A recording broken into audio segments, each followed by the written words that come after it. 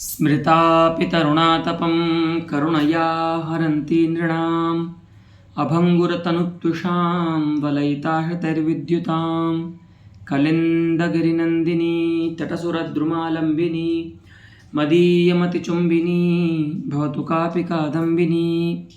तत्र रसगंगाधरस्य प्रथमाने अस्माकं पाठः प्रवर्तते, यत्र रसस्य निरूपणात् परं रसानां विरोधाविरोधविमर्शः प्रस्तावितः आचार्य जगन्नाथेन।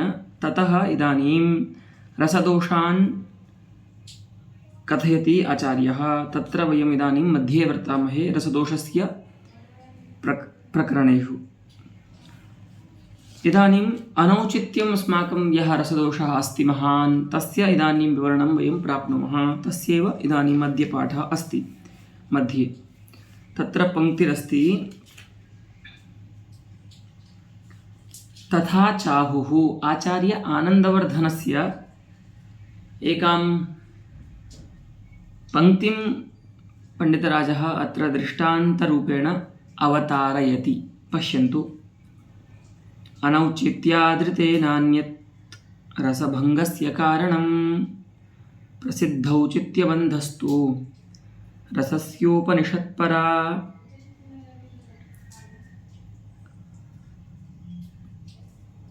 रसस्य परा उपनिषत् अस्ति, है ना। उपनिषत् नाम प्रकाशनोपायः अत्र, ठीक है। रसस्य श्रेयान् प्रकाशनोपायः अस्ति। अगर कोई कवि अपने काव्य में रस का परिपाक अच्छे से चाहता है तो उसको क्या करना चाहिए? औचित्यपूर्ण बंध करना चाहिए, औचित्य का विचार करना चाहिए। और जो कि कैसा है? प्रसिद्ध है। जो प्रसिद्ध औचित्य बंध है उसका निर्वाह करना चाहिए। तो प्रसिद्धि का ज्ञान कैसे होगा? किम उचितम किम अनुचितम। तो महाकवि संबंधी काव्यानि अभ्यसनीयानि सन्ति। पुनः लोकः स्थावर जंगमात्मको भयविधः लोकः आश्रयणीयः येन प्रसिद्धः सः औचित्यबन्धः आयाति काव्ये। कवि को क्या करना चाहिए? लोक और शास्त्र का अच्छे से ज्ञान होना चाहिए। तो वहाँ पर जो औचित्य है उसका ज्ञान होगा और फिर उसका वो अपने काव्य में निर्बंध कर पाएगा, है ना। तो ऐसा जो प्रसिद्ध औचित्य बंध है ना, औचित्य का जो उपन्यास है, प्रसिद्ध जो औचित्य का उपन्यास है, वह रस के प्रकाशन का परम उपाय है। कोई कवि यदि अपने काव्य में अच्छे से रस का परिपाक करना चाहता है, मान लीजिए आपने कोई वीर रस प्रधान कविता लिखी और अगर आप उसमें वीर रस का पाक जो है आपका, उसको आप अच्छे से कराना चाहते हैं, सामाजिक के मन में वीर का अनुभव अच्छे से हो, तो आपको वहाँ पर प्रसिद्ध औचित्य बंध का निर्वाह करना होगा। क्यों? तो उसमें कारण देते हैं। अनौचित्यात् ऋते नान्यत् रसभंगस्य कारणम। ऋते इति अव्ययस्य योगे पंचमी भवति। ऋते इसका अर्थ होता है बिना, ठीक है, इसके बिना। अनौचित्य के बिना, अनौचित्य के अलावा, अनौचित्य के सिवा कोई बड़ा कारण नहीं है। किसका? रसभंग का। रसभंग का सबसे प्रकृष्ट जो कारण है वो है अनौचित्य, ठीक है। अनौचित्यात् ऋते नान्यत् रसभंगस्य कारणम। तो जो कोई भी रस हो, रस दोष हो, उसमें अनौचित्य तो मूल में रहता ही है। इसीलिए यहाँ पर एक आचार्य आनंदवर्धन सामान्य रूप से कह रहे हैं, नहीं तो फिर तो ऐसा हो जाएगा ना, अगर आप अनौचित्य को एक अलग रस दोष मान रहे हैं और अन्य जो आपने रस दोष बताए कि श्रृंगार आदि शब्दों के द्वारा उसका विधान करना, रस शब्द से उसका विधान करना, अथवा विभाव या अनुभाव का अनुसंधान करना, है ना, अथवा व्यभिचारी का स्वशब्द से अभिधान करना, स्थायी का स्वशब्द से अभिधान करना, ये सब जो आपने रस दोष बताए और आप जो अनौचित्य रस दोष बता रहे हैं, अगर ये सब भिन्न हैं मूल रूप से, तब तो ये विरोध हो जाएगा ना कि इसके बिना कोई रस दोष रसभंग का कारण ही नहीं होता। इसका मतलब पहले जो रस दोष बताए, क्या वो उनमें रसभंग नहीं होता है क्या? तो यहाँ पर जो अनौचित्य पदार्थ है, ऐसा आचार्य आनंदवर्धन का अभिप्राय होगा कि वो अनौचित्य को पृथक न मान करके जैसे उपमा जो होती है ना, सभी सादृश्य मूलक जितने भी अर्थालंकार होते हैं उन सब की मूल होती है, बीज होती है। उसी प्रकार से यहाँ पर यावत रसदोष का मूल है अनौचित्य। जहाँ कहीं पर भी रसभंग हो रहा है तो उसमें मूल में कौन रहेगा? अनौचित्य रहेगा। ठीक है, इस ऐसा मान करके आचार्य आनंदवर्धन बोल रहे हैं, अनौचित्यात् ऋते नान्यत रसभंगस्य कारणम। इसीलिए क्या करना चाहिए? प्रसिद्ध औचित्य बंधस्तु, औचित्यस्य बंधः औचित्य बंधः, फिर कर्मधारय कर लीजिए, प्रसिद्धश्चासौ औचित्य बंधः, सः प्रसिद्ध औचित्य बंधः, स एव रसस्य परा उपनिषत् अस्ति। उपनिषत् नाम प्रकाशनस्य उपायः। अगर आप रस को प्रकाशित करना चाहते हैं, प्रकाशित का अर्थ है यहाँ पर उसका परिपाक, अगर आप सम्यक प्रकार से चाहते हैं तो औचित्य का आप विचार कीजिए। ठीक है,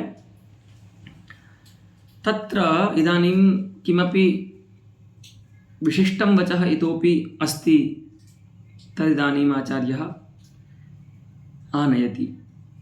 यावता त्वनौचित्येन रसस्य पुष्टिस्तावत्तु न वार्यते। देखो, ऐसे ही पहले बताया था कि विरोध नहीं होना चाहिए, है ना।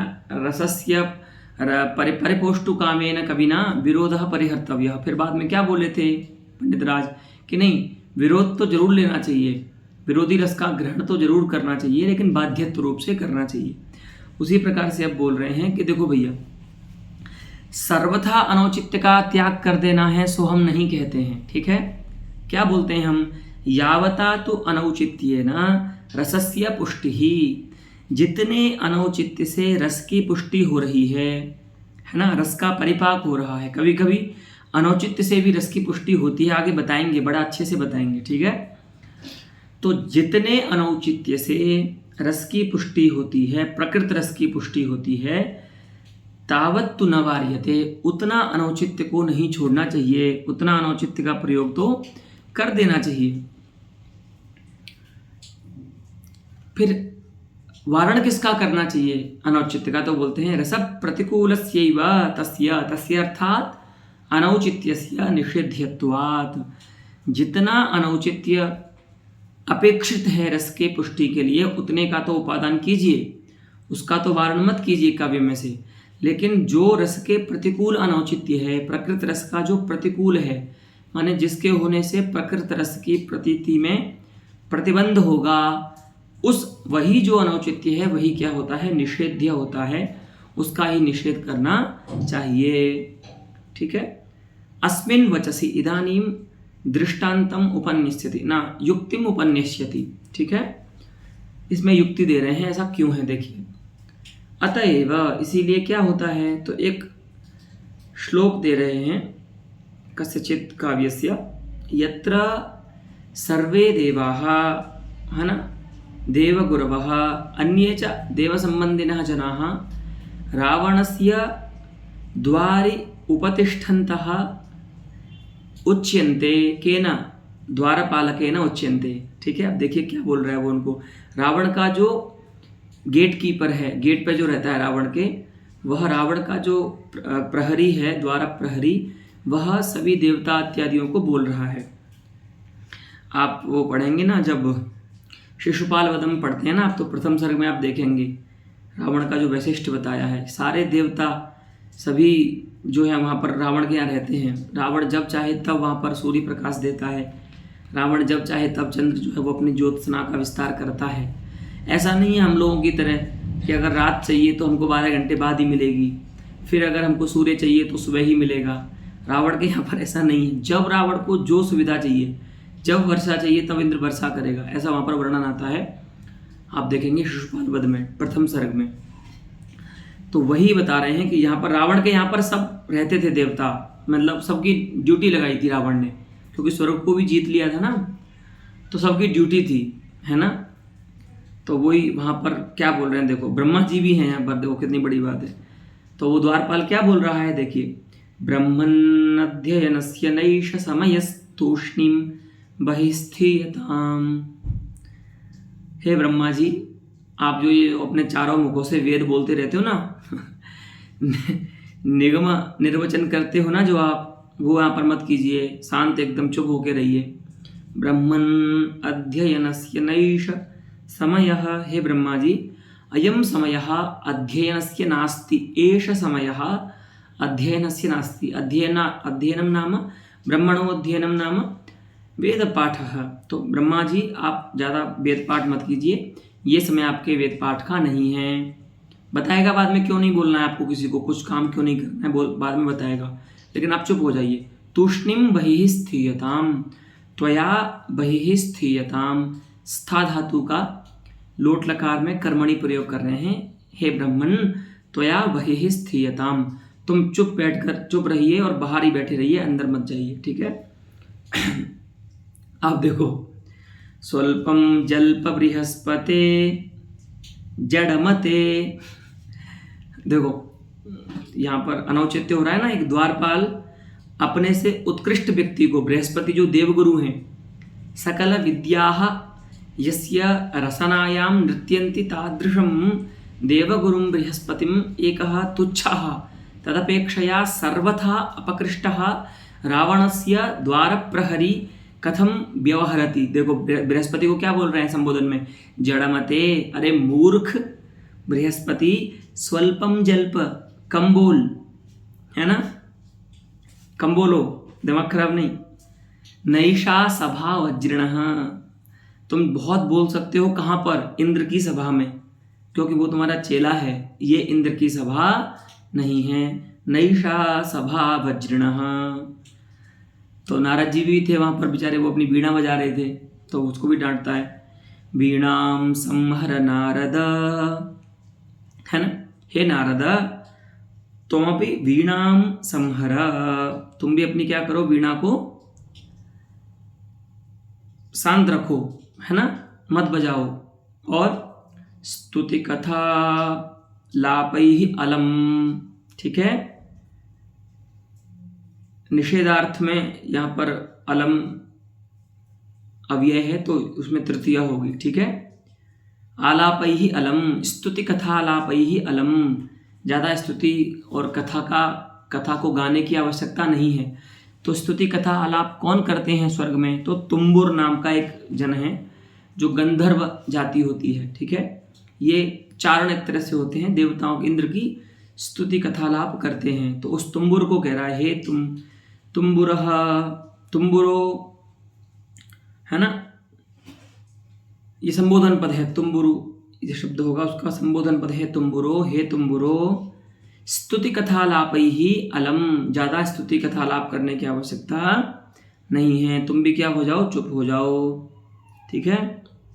तो बोले ये हम क्यों करें ऐसा, रावण तो, हम तो रावण के यहाँ पर सेवक हैं सब, तो रावण के लिए हम करेंगे जो भी हमें कार्य करना है। तो बोलते नहीं, सीतारल्लक भल्ल भिन्न हृदयः स्वस्थो न लंकेश्वरः, अभी हमारे महाराज की तबीयत ठीक नहीं है, ठीक है, हमारे महाराज अभी उनका चित्त जो है वो प्रसन्न नहीं है, क्योंकि उनकी स्वास्थ्य खराब हुआ है। स्वास्थ्य कैसे खराब हो गया, किसी ने कोई आघात कर दिया क्या उन पर, युद्ध में चोट लग गई क्या उनको। बोले नहीं, युद्ध में तो चोट नहीं लगी है, लेकिन हाँ आयुध का ही आघात हुआ है, शस्त्र का ही आघात हुआ है। बोले क्या हुआ है, तो बोलते हैं सीतारल्लक, सीतायाः यदस्ति आरल्लकम, है ना, आरल्लकम नाम मांग भरती है ना जो स्त्रियां, उनकी जो लाइन होती है इसमें वो सिंदूर लगाती हैं, तो उसको आरल्लक बोलते हैं, ठीक है। सिंदूर सरणि, स्त्रीणाम सिंदूर सरणि, सिंदूर पंक्ति ही, ठीक है, स्त्रियां जो मांग भरती हैं उसको बोलते हैं आरल्लक। तो सीता का जो आरल्लक वही है क्या है, भल्ल, भाला, उसको देखो आरोप कर रहे हैं, सीता की जो सिंदूर सरणी है उसको भाला बना दिया रावण ने, और उसी भाले से, सीता के सिंदूर पंक्ति रूप भाले से क्या हो गया है, भिन्नम हृदयम यस्य, तोड़ दिया गया है ना, हृदय जिसका, भाले से तो हृदय टूट ही जाएगा। तो सीता की जो मांग भरती है ना सीता, उससे क्या हो गया है, मेरा हृदय को तोड़ दिया है ना। तो एक तरह से रावण जो था वो विवाह प्रस्ताव भेजता है ना सीता जी को, तो सीता जी तो मांगलिक चिन्ह धारण करती हैं, अपने पति का सौभाग्य के लिए वो लगाती हैं, सिंदूर लगाती हैं। तो उस सिंदूर की पंक्ति को देख देख करके रावण का जो हृदय है ना वो दुखता है, तो उसके लिए वो भाला बोल रहा है उसको, कि जैसे भाला किसी के हृदय को आघात करता है, उसी प्रकार से सीता के जो सिंदूर सरणी है उसने भाला बन करके मेरे हृदय को तोड़ दिया है, इसीलिए लंकेश्वरः न स्वस्थः। ठीक है, तो जब व्यक्ति स्वस्थ नहीं होता है तो उसको कुछ भी अच्छा नहीं लगता। तत्र अस्ति एकं पद्यं मदीयम् अनुष्टुभि छंदसि प्रातिकूल्यम गते स्वास्थ्ये। एक बार हम स्वास्थ्य सही नहीं था मेरा, मैं बहुत बुखार था, तो मैंने ऐसे ही 2 पंक्ति लिखी, मन किया तो प्रातिकूल्यम गते स्वास्थ्ये हृदि वा अन्यत्र तिष्ठति। प्रातिकूल्यम गते स्वास्थ्ये हृदि वा अन्यत्र तिष्ठति सुधा क्ष्वेडायते बंधो राजीवम प्रस्तरायते। व्यक्ति का जब स्वास्थ्य प्रतिकूल हो जाता है अथवा उसका चित्त कहीं और होता है, हृदयवान्यत्र तिष्ठति, आप लोग समझ सकते हैं वो किस अवस्था के लिए कहा जा रहा है।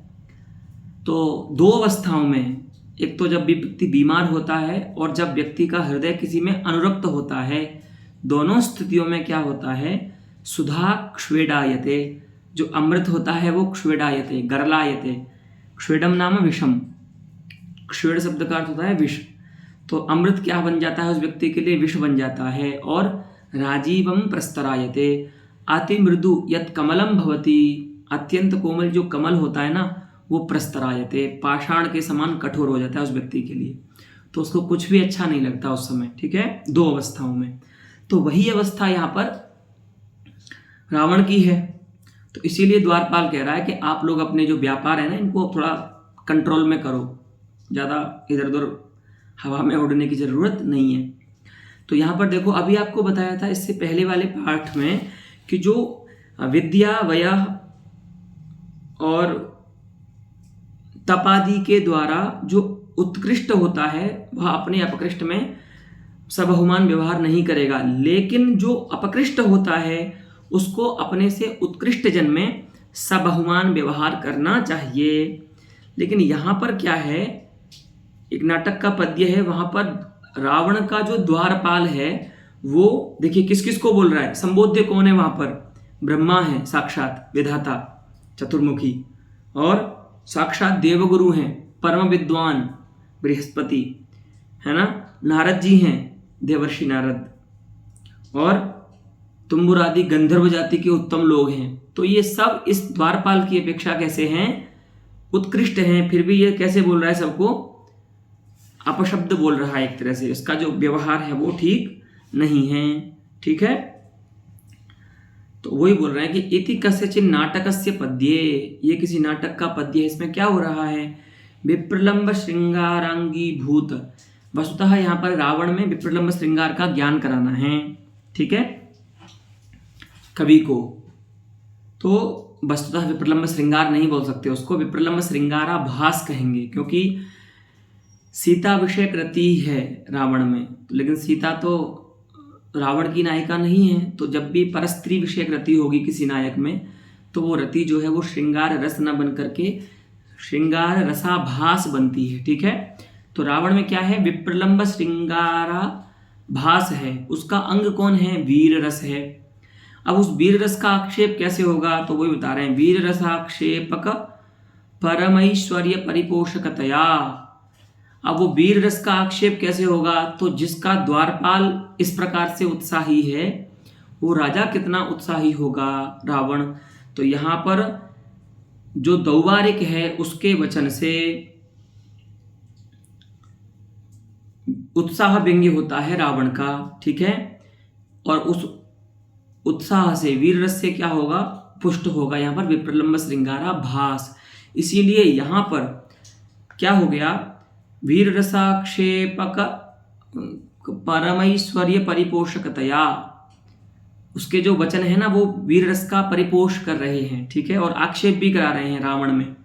तो इसीलिए तस्य स्थितदौवारिकस्य यानि वचनानि सन्ति तेषां वचनानां न दोषः, उन वचनों में कोई दोष नहीं माना जाएगा। यद्यपि यहाँ पर अनौचित्य हो रहा है, लेकिन वो जो अनौचित्य है वो प्रकृत रस का परिपोष में हेतु है, अंग है। ठीक है, वो बोले ब्रह्माद्यधिक्षेप परस्य, ब्रह्मादि का जो अधिक्षेप, अधिक्षेपो नाम अत्र तिरस्कारः, ये ब्रह्मा जी का तिरस्कार ही है ना। ब्रह्मा जी को इस प्रकार से बोल देना, त्वं तूष्णीं भव त्वया बहिस्थीयताम। ठीक है, तो ब्रह्मादियों का जो अधिक्षेप है, ठीक है, उस अधिक्षेप पर जो वचन हैं किसके, दौवारिक के, द्वार प्रहरी के, उन वचनों का अनौचित्य यहाँ पर नहीं गिना जाएगा, क्योंकि उस अनौचित्य से प्रकृत जो रस है वीर, ये विप्रलंब श्रृंगाराभास, उसका पोष ही हो रहा है, उसकी पुष्टि ही हो रही है। क्यों? क्योंकि इस प्रकार के वचन से रावण में वीर रस का आक्षेप हो रहा है, उत्साह का आक्षेप हो रहा है, और वो जो वीर रस है, वो जो उत्साह है, वह अंग बन रहा है किसका, विप्रलंब श्रृंगाराभास का। इसीलिए यावता अनौचित्येन प्रकृतरसस्य परिपोषः सिद्ध्यति तावत् अनौचित्यं न वारणीयम्। यावदनौचित्यं प्रकृतरस प्रतिकूलतया प्रसरति तस्यैव निषेध्यत्वं भवति। अस्तु, पुनः एकम् अन्यत् उदाहरणं दर्शयति आचार्यः, पश्यन्तु। एवमेव अत्र प्राकृतभाषायाम् अस्ति अयं काव्यांशः। अलेले सद्दः समुप्पाड्य हर्य कुसग्गन्धीय मयाच्छमालापै वित्ति विसंभिय वालविह वन्दः काणा ब्रह्मणा।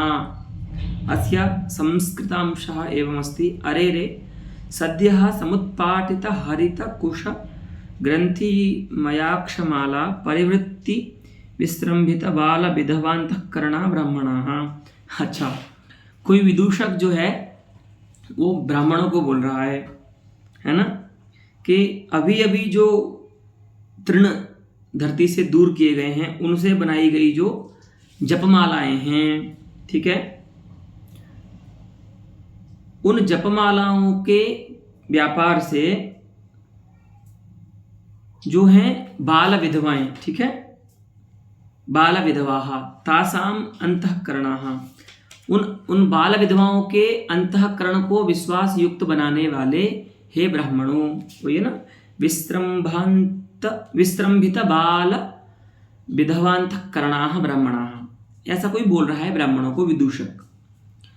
तो अरे रे, ये जो संबोधन वचन है ना, वो अपकृष्ट व्यक्ति उत्कृष्ट के लिए नहीं बोल सकता, क्योंकि ये बहुमान वचन नहीं है, ये तो अपमान सूचक एक तरह से हो सकते हैं किसी के लिए, माने अपमान सूचक तो नहीं है, लेकिन अपकृष्ट व्यक्ति में बोले जाते हैं उत्कृष्ट व्यक्ति के द्वारा ये वचन अरे रे, है ना। आप अपने गुरु के लिए नहीं बोल सकते, है ना, रे गुरु, है ना, संबोधन में ऐसा नहीं बोल सकते, लेकिन गुरु बोल सकते हैं शिष्य में, रे शिष्य, है ना। यद्यपि संबोधन है, लेकिन उत्तम प्रकृति के जो हैं जन, वह अधम प्रकृति के जनों में बोल सकते हैं। लेकिन यहाँ पर ब्राह्मण क्या हैं, उत्तम प्रकृति के जन हैं, उसमें विदूषक बोल रहा है अरे रे, जो तुच्छ प्रकृति का नायक है, जो अपकृष्ट है उनकी अपेक्षा ज्ञानादि से, वो बोल रहा है अरे रे, ठीक है। तो यहाँ पर भी वही बताते हैं, इत्यादि विदूषक वचने भी रे शब्दादि प्रयोगस्य तथा, रे शब्दादि जो प्रयोग हैं वो भी क्या कर रहे हैं, यहाँ पर जो प्रकृत रस है उस प्रकृत रस का परिपोष कर रहे हैं, वो है हास्य यहाँ पर, ठीक है। यहाँ पर हास्य रस है, प्रकृत प्रधान रस, उसका वर्णन चल रहा है। तो यहाँ पर जो इस प्रकार से बोलना है ना, अरे रे ब्राह्मणाः, ब्राह्मणों के प्रति विदूषक का, वह हास्य रस का परिपोष ही कर रहा है, इस प्रकार का जो संबोधन वचन है ब्राह्मणों के लिए विदूषक का, ठीक है। तो प्रयोगस्य तथा, अर्थात प्रकृत हास्य रस परिपोषकतया तस्य वचनस्य तथा, अर्थात अनौचित्यम न दोषः। तो यहाँ पर भी जो अनौचित्य हो रहा है कि विदूषक जो अपकृष्ट है ब्राह्मणों की अपेक्षा ज्ञानादि से, वह जो उनको अरे रे इत्यादि संबोधन का प्रयोग कर रहा है वह अनुचित है। लेकिन यह जो अनौचित्य है उस अनौचित्य से यहाँ पर जो प्रकृत रस है हास्य रस, उस हास्य रस का परिपोष हो रहा है। अतः अत्रापि तद अनौचित्यम न वारणीयम। अस्तु, यतोहि तेनापि अनौचित्येन अत्र प्रसृतस्य हास्यस्य पोष एव महान् जायते, परिपोष एव महान् जायते। अस्तु, हास्यानुगुणत्वात्, हास्य के प्रति अनुगुण होने से, अनुकूल होने से, वो जो प्रयोग है रे शब्दादि जो प्रयोग है विदूषक का, वो हास्य रस के अनुकूल है। ठीक है, इसीलिए यहाँ पर उस वचन का, उस प्रयोग का अनौचित्य नहीं होगा। एषा हि दिक् उपदर्शिता अनया सुधीभिः अन्यदपि उह्यम। हमने जो अनौचित्य का विचार बताया आपको काव्य में, ये एक हमने दिग्दर्शन कराया है आपको। इसी दिग्दर्शन से अब आपको एक दृष्टि मिल गई। जो अन्य सुधी लोग हैं, रसगंगाधर को पढ़ने वाले आप जैसे सुधीजन, वे क्या करें, अन्यत्र काव्यों में भी किस किस प्रकार के अनौचित्य हैं जो रसभंग का कारण बनते हैं, उनकी विवेचना करें, उन पर विचार करें। ठीक है, एषा ही दिग् उपदर्शिता कस्य अनौचित्य प्रदर्शनस्य, अनौचित्य विचारस्य एषा काचित् दिक्, है ना, पंडितराजेन उपदर्शिता, तया एव दिशा अन्यत्रापि सुधियः विद्वांसः ऊहां कुर्वन्तु। अस्तु, अनौचित्य विषये तत्र विदां कुर्वन्तु। अस्तु, अब देखिए, अत्रैव रसदोष विषयिणी चर्चा प्रायः समाप्ता भवति। इतः परं प्राप्तावसरतया गुणान् निरूपयितुम् उपक्रमते ग्रंथकारः। अब देखिए, एक प्रमेय के बाद दूसरे प्रमेय के प्रतिपादन में अवसर संगति एक होती है, वो बतानी चाहिए। तो वह प्रायः टीकाकारों के द्वारा बताई जाती है। ठीक है, अभी तक ये रस दोष को बता रहे थे, माने रस पदार्थ को बता रहे थे। रस पदार्थ को के अंग के रूप में जो भी आया, जैसे रसों का विरोध अविरोध, है ना, उसका परिहार, फिर रस दोष, ये सभी रस के अंग के रूप में थे प्रमेय। तो रस विवेचन के क्रम में ही ये सब बता दिया। अभी एक अलग प्रमेय ही बता रहे हैं आचार्य। तो उस प्रमेय के निरूपण में अवसर संगति क्या है, क्यों उस प्रमेय का निरूपण रस निरूपण के बाद किया जाना चाहिए। तो यहाँ पर इसको ऐसा समझ लीजिए, गुण निरूपण यहाँ से प्रारंभ कर रहे हैं पंडितराज जगन्नाथ। ठीक है, माधुर्य ओज प्रसाद आदि जो काव्य में गुण हैं प्रसिद्ध, उन गुणों का निरूपण यहाँ से अब होगा प्रारंभ। तो उसमें अवसर संगति इस प्रकार से देखनी चाहिए, क्योंकि जो गुण होते हैं वो रसमात्र धर्म होते हैं। ठीक है, रसाश्रित धर्म होते हैं। तो रसाश्रितत्वात् इदानीं रसानंतरम गुण निरूपणे आचार्यः आत्मानं व्यापारयति। ठीक है, ये अवसर संगति यहाँ पर हो सकती है। ठीक है, कि धर्मी के ज्ञान के बाद अब धर्म बता रहे हैं कि उसमें कौन सा धर्म रहता है। तो रस बता दिया, अब उस रस में रहने वाले जो धर्म हैं गुण, उनको बताएंगे। ठीक है, तो रसाश्रितत्वम अत्र अवसर संगति ही गुण निरूपणे, क्योंकि गुण जो होते हैं वो रसाश्रित धर्म होते हैं, इसीलिए रस निरूपण के बाद आचार्य गुण निरूपण कर रहे हैं। पश्यन्तु, रसेषु च तेषु निगदितेषु माधुर्यौजः प्रसादाख्यांस्त्रीन् गुणान् आहुः। उन रसों के निरूपित हो जाने पर उनके जो असाधारण धर्म हैं, ठीक है, माधुर्य, ओज और प्रसाद, इन तीन गुणों को अब यहाँ से कहेंगे। त्रीन एतदाख्यान गुणान आहुहु। ठीक है, तो पहले बताते हैं माधुर्य को लेकर के। तत्र श्रृंगारे संयोगाख्ये यन्माधुर्यं ततः अतिशयितं माधुर्यं करुणे ताभ्यां च विप्रलम्भे तेभ्योऽपि शान्ते इति उत्तरोत्तरम् अतिशयितायाश्चित्तद्रुतेः जननात् इति केचित्।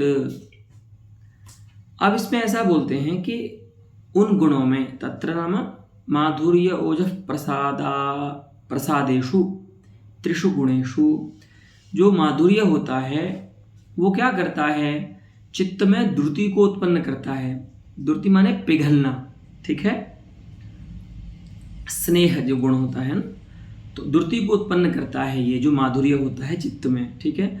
अब चित्त की द्रुति को आपको हम दिखा नहीं सकते कैसे होती है, ठीक है, वो आप अनुभव कर सकते हैं। जब आपको किसी कविता में माधुर्य का अनुभव होगा तब आपके चित्त की द्रुति होगी, ठीक है, वो अनुभव का विषय है। लेकिन चित्त की द्रुति होती है, इसमें सहृदयों का अनुभव प्रमाण है जो काव्य शास्त्रियों के द्वारा तत्त ग्रंथ में बताया गया है, ठीक है।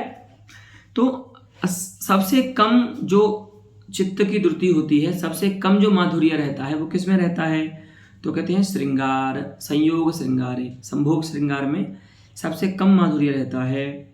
उससे अधिक किस में रहता है, ततः अतिशयितम माधुर्यम कुत्र, तो कहते हैं करुणे, माने संभोग श्रृंगार की अपेक्षा चित्त की जो द्रुति है वो करुण में थोड़ी अधिक होती है।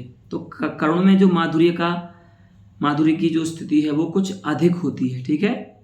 और ताभ्याम अर्थात संभोग श्रृंगार करुणाभ्याम अधिकम विप्रलंभे, ठीक है, संभोग श्रृंगार और करुण की अपेक्षा विप्रलंब श्रृंगार में माधुर्य अधिक रहता है, क्योंकि उसमें अनुभव किया गया है कि चित्त की द्रुति अधिक होती है विप्रलंब श्रृंगार में।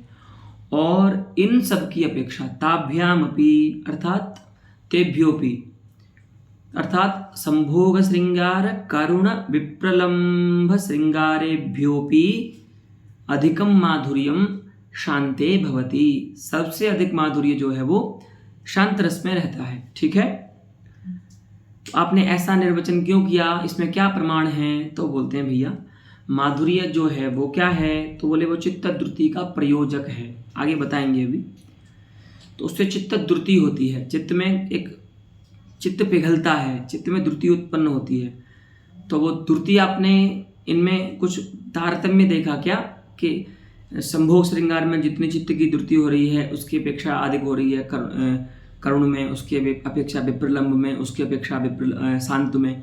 ऐसा आपने चित्त की द्रुति में तारतम्य देखा क्या, तारतम्यम नाम न्यूनाधिक्यम, ठीक है, तारतम्य माने न्यूनता अधिकता।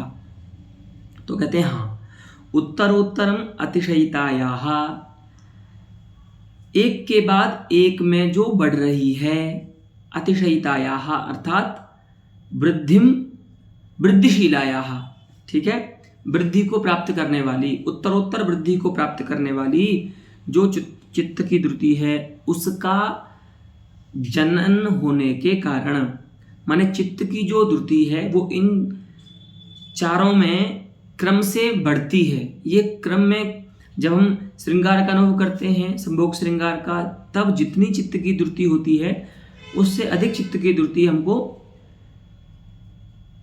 करुण में होती है, करुण की अपेक्षा अधिक चित्त की द्रुति हमको विप्रलंब श्रृंगार में होती है, और विप्रलंब श्रृंगार की अपेक्षा, सर्व की अपेक्षा सबसे अधिक जो चित्त की द्रुति है वो हमको शांत रस के स्थल में होती है। तो उत्तरोत्तरम है ना, क्रमेण अतिशयितायाः वृद्धिंगतायाः चित्तद्रुतेः जननात्, क्रम से बढ़ती हुई चित्तद्रुति के होने से, उत्पन्न होने से हम ये निश्चय करते हैं कि इनमें चारों रसों में जो माधुर्य है उसकी स्थिति क्रम से बढ़ती जाती है। इति केचित, ऐसा कुछ विद्वानों का मानना है।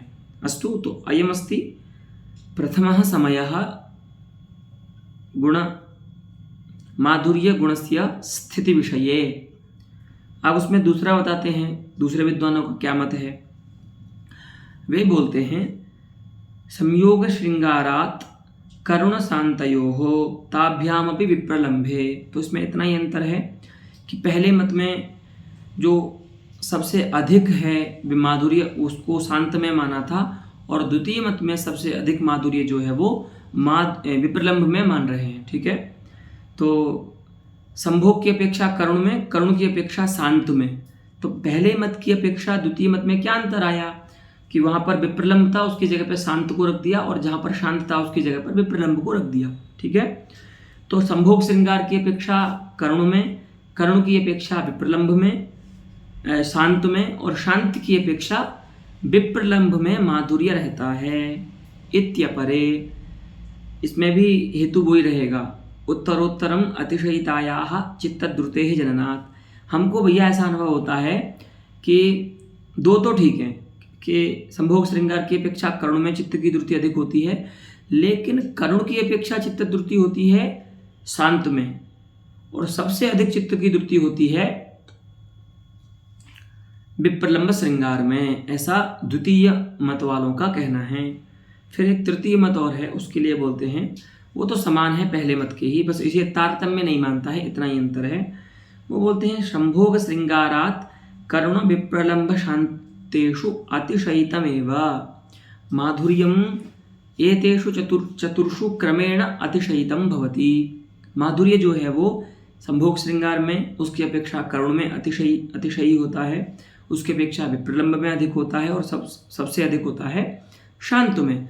तो देखिए, प्रथम और तृतीय जो मत हैं वो माधुर्य गुण की स्थिति के विषय में प्रायः उनका विरोध नहीं है, केवल द्वितीय मत जो है वो अलग मानता है।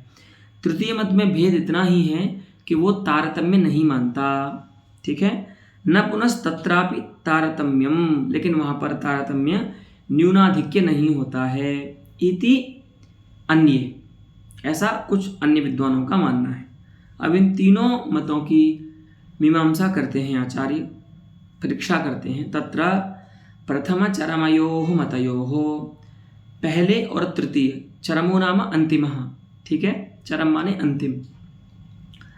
तो प्रथम मत में और तृतीय मत में क्या है, तो कहते हैं करुणे विप्रलंभे तच्छन्ते चातिशयान्वितम। ये जो आचार्य मम्मट की जो कारिका है ना अष्टमोल्लास की, उसको याद कीजिए गुण निरूपण के प्रसंग में, करुणे विप्रलंभे तच्छान्ते चातिशयान्वितम, वो जो माधुर्य है वो करुण में, विप्रलंब में और शांत में क्या होता है, अतिशयी होता है, क्रम से अधिक बढ़ता जाता है, ठीक है। संभोग श्रृंगार का नाम वो पहले ही ले लेते हैं ऊपर आचार्य मम्मट, तो वहाँ पर भी क्रम यही रहता है। आचार्य मम्मट का भी जो क्रम है वो यही रहता है।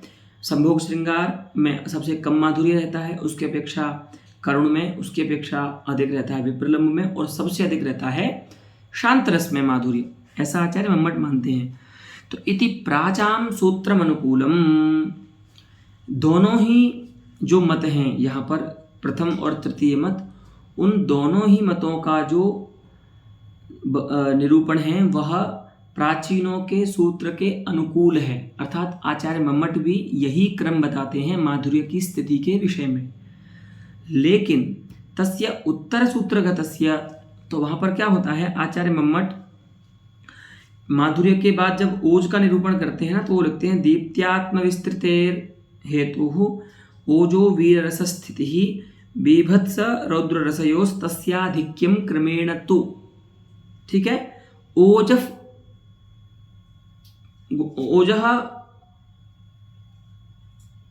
निरूपणं यदा करोति आचार्यः तदा तस्यां कारिकायां क्रमेण इति पदं सः उपादत्ते, क्रमेण पद का प्रयोग करते हैं आचार्य मम्मट अष्टमोल्लास में।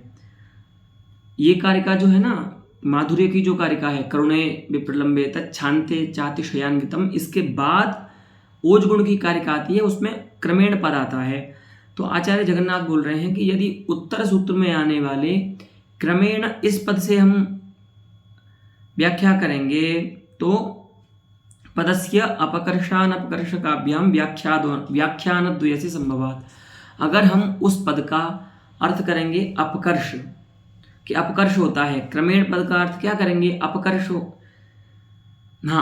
होता है, तो पहला जो मत है वो सिद्ध हो जाएगा क्योंकि वो तारतम्य को मानता है। और यदि हम उस क्रमेण पद का व्याख्यान करेंगे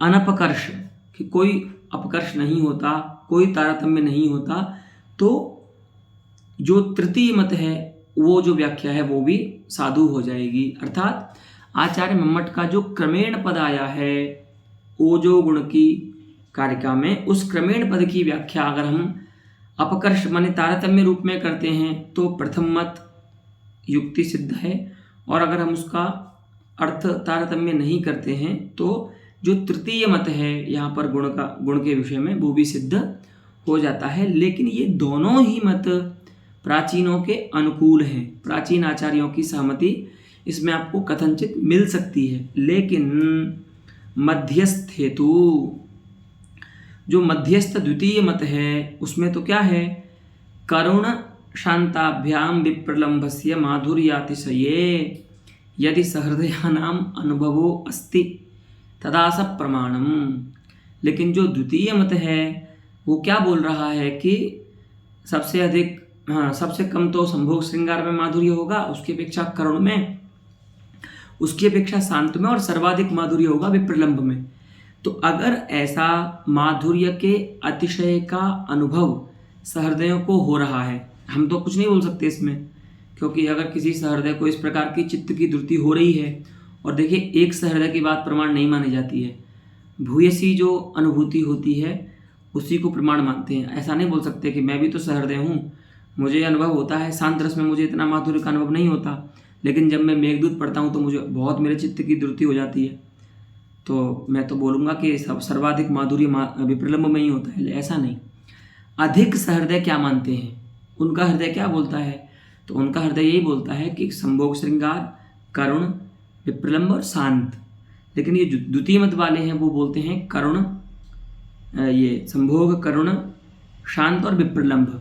तो आचार्य जगन्नाथ बोल रहे हैं कि भैया हम इनको भी असाधु नहीं बोल रहे हैं, लेकिन अगर ऐसा अनुभव सहृदयों को हो रहा है तो ही इस सिद्धांत की प्रामाणिकता है। तदा स समयः स न्यायः प्रमाणम, तब वो प्रामाणिक है, अन्यथा तो न न्याय्यम वचः, और अन्यथा वो वचन न्याय्य नहीं है, श्रद्धेय नहीं है। ठीक है, तो यहाँ पर सहृदयों का अनुभव देखना पड़ेगा। अगर ऐसा अनुभव हो रहा है अधिक सहृदयों को कि शांत की अपेक्षा भी विप्रलंब में ज़्यादा चित्त की धुरती होती है, तो वहाँ पर क्या होगा, ये जो द्वितीय मत है, द्वितीय व्याख्यान है, उसका वो प्रमाण बनेगा, अन्यथा वो प्रमाण नहीं बनेगा। जो प्रथम और तृतीय मत हैं वही प्रामाणिक मत कहे जाएंगे, क्योंकि उनमें प्राचीन मम्मटादि आचार्यों का सम्मति मिलती है, सहमति मिलती है। अस्तु,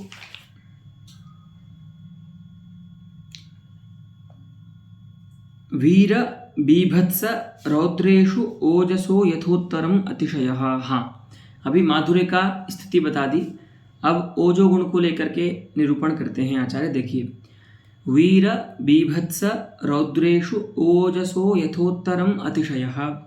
ओज गुण भी क्या है, तो कहते हैं कि क्रमिक ये भी बढ़ता है, उत्तरोत्तर इसका भी अतिशय होता है। कैसे होता है, तो सबसे पहले सबसे कम रहता है वीर रस में ओज, उसकी अपेक्षा बीभत्स में अधिक रहता है, और उसकी अपेक्षा रौद्र में सर्वाधिक ओज रहता है। ये सब उद्धत प्राकृतिक रस हैं। ठीक है, तो सबसे अधिक रहता है रौद्र रस में ओज। ठीक है, तो यथोत्तरम अतिशयः कस्य ओजसः, ओजो गुण का अतिशय इन तीन गुणों, इन तीन रसों में उत्तरोत्तर अधिक होता है। क्यों, तो वहाँ पर भी वही हेतु होगा, क्योंकि उत्तरोत्तरम अतिशयितायाः, क्रम से बढ़ती हुई चित्त की दीप्ति का अनुभव होता है, चित्त की दीप्ति उत्पन्न होती है।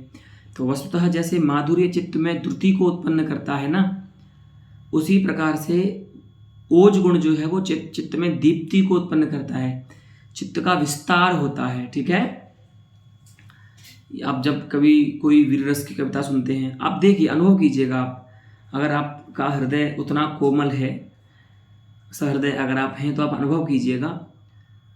आप एक कविता सुनिए वीर रस की, है ना, किसी कवि की यूट्यूब पे जाकर के अभी, और एक कविता सुनिए आप श्रृंगार की, और आप बता नहीं सकते किसी को, लेकिन आप अनुभव में आप अनुभव करेंगे कि दोनों में चित्त की स्थिति भिन्न है, दोनों अच्छी लग रही हैं, हम उसमें उपादेयता की दृष्टि से कोई भेद नहीं है, लेकिन चित्त की जो स्थिति है वो दोनों में भिन्न होगी, है ना, क्योंकि एक जगह जो गुंफ होगा वो अलग होगा, और एक जगह एकदम कोमल मृदु पदों का गुंफ होगा, तो दोनों जगह पर चित्त की स्थिति अलग होती है। ठीक है, एक जगह चित्त पिघलता है और एक जगह चित्त में दीप्ति आती है, जिसको बोलते हैं ना एकदम व्यवहार की भाषा में जोश आता है ना। तो वीर रस की कविता सुनने पर जोश आता है, श्रृंगार की कविता सुनने पर जोश नहीं आता, वहाँ पर तो चित्त की धुरती होती है। ठीक है, तो चित्त में जो दीप्ति है ना, वो उत्तरोत्तर इन रसों में अधिक उत्पन्न होती है। ठीक है, वही बता रहे हैं, उत्तरोत्तरम अतिशयितायाः चित्त दीप्ते है जननात्। हमने देखा कि वीर की अपेक्षा बीभत्स में अधिक चित्त की दीप्ति होती है, विस्तार होता है, और बीभत्स की भी अपेक्षा रौद्र रस में अधिक चित्त की दीप्ति होती है। अतः इदम अयमस्ति निश्चयः यत् ओजो गुणः वीरभीवत्सरौद्रेषु यथोत्तरं वर्धिष्णुः भवति। अस्तु अस्तु, अद्य एतावता एव अलं पाठेन क्वचित् अस्ति व्यापारान्तरं मम इतोपि, अतः अद्य अत्रैव पाठस्य समाप्तिर्जायते। पुनः अस्मिन्नेव विषये इतोपि पाठः अस्ति गुणस्य विषये, सः अस्माभिः आगामिनि पाठे विचारयिष्यते।